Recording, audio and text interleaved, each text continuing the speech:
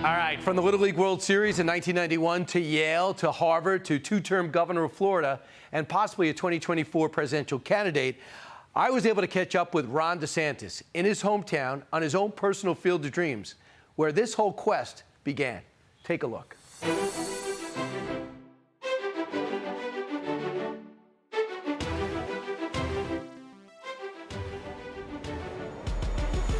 What are your thoughts being here right now? It looks basically the same. How many days a week were you down here playing baseball?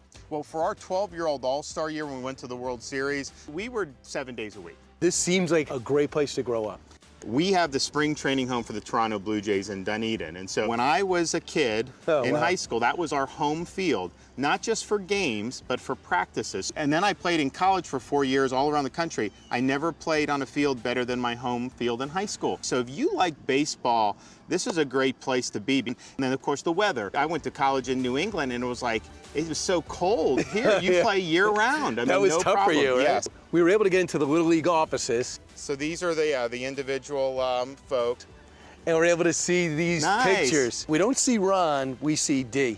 Yeah. That was your name. That was what they called me.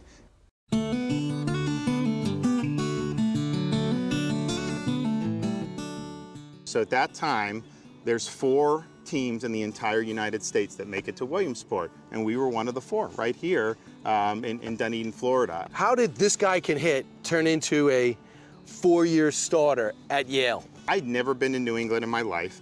I didn't know anything about it, and I didn't know colleges were liberal at the time, okay? I had no clue what I was getting into with Yale. It was a historic institution. I figured, hey, I'm coming from Dunedin. If I can get a degree there, that's gonna open doors for me, right? And so it was a combination of being able to do that baseball-wise, but also just feeling like, hey, this is a great ticket to have to do that. And I wasn't thinking about this at the time, but it did help me with getting political philosophy because I was exposed to leftist ideology. I had never been exposed to that. I saw this, I was like, you know what, where I come from, people care, they love the country, you know, they trust in the Lord. But do your parents deserve a lot of that credit? I mean, they must have put that foundation into you. Can you imagine how proud they are and were? Oh, yeah, no, for sure. Although my mom joked at one time, she's like, I'm gonna have to tell your grandfather he's gonna be disappointed you're not going to Notre Dame because that was like their big thing. So no, it was good.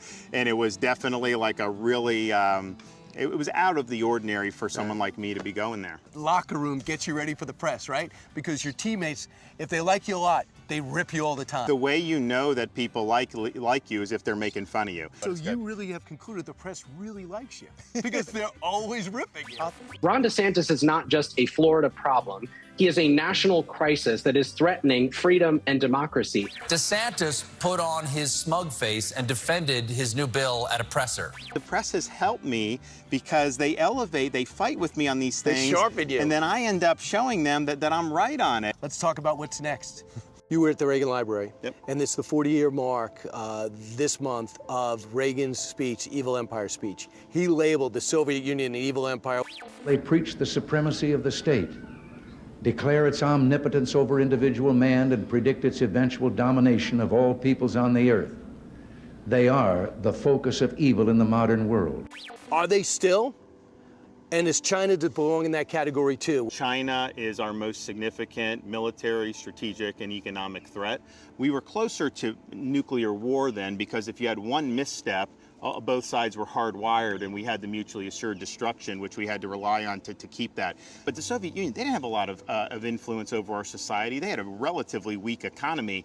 China, you know, we're very much, we become economically dependent on them. They wield a lot of power over our financial. You found that out in the pandemic. Oh, yeah. Every single thing we did in the pandemic came from China. Critical infrastructure, critical materials. The border, you know, is out of control. You know that firsthand. You took action. Do you think we have to think about military action? So what I would do, you know, you do need a border wall. Anyone that doesn't want to fully enforce the policy like Biden, people are going to be able to come in, and we just can't have that. So I think you need to do that, and I think you need to designate the cartels as foreign terrorist organizations. Right away. I mean, think about what they've been able to do. Where were our overdoses 10 years ago to now? They've gone up dramatically, all because of the fentanyl that they've moved into our country. And think about it, tens of thousands of people. What are you supposed to do? Just sit there and let that happen? Novak Djokovic, he come out. He wants to come here. We will bring He him. wants to play. Florida says okay.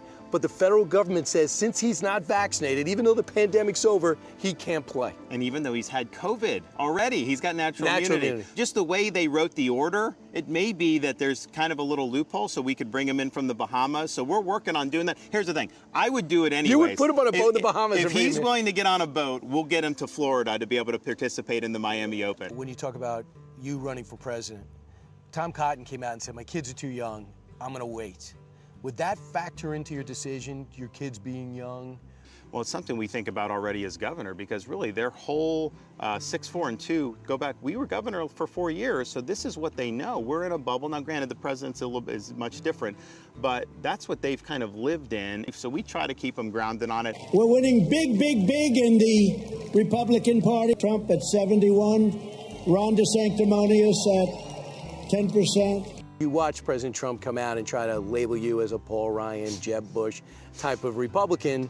And are you worried about being defined because you're governor and you're not a candidate yet? So when you have a record of achievement, people can call you a name, but that's not going to trump the achievement. And so, we've built an astounding record of achievement. The best is yet to come. I'm defined by my accomplishments. I'm defined by leading this state, and I'm defined by having a state which is the #1 destination for Americans who are looking for a better way of life. You've had a busy day, but you wanted to come to this field because it means so much to you, obviously. Do you have time for a catch? Let's do it. So you're a goal-oriented guy. If not this time to run for president, would you think at some time it's safe to say that that would be one of your goals? I would only do stuff if I thought there was a rationale for me to accomplish things on behalf of the people. It's not about me attaining a status. I mean, I just care about the results. So it's all substance-driven about whether I could serve or not serve in a variety of capacities. But I'll tell you, as governor, and if you're a determined executive, you can make things happen, and we've done that in Florida. But we've always got a strategy for what we're doing, and we're always working hard to advance the ball. I feel like I can maybe play a little bit. I'm limbering getting up. a little faster. Yeah, I told you I'm a soccer player, right? I'm limbering up, man. Hey, Sean Hannity here. Hey, click here to subscribe to Fox News YouTube page and catch our hottest interviews and most compelling analysis. You will not get it anywhere else.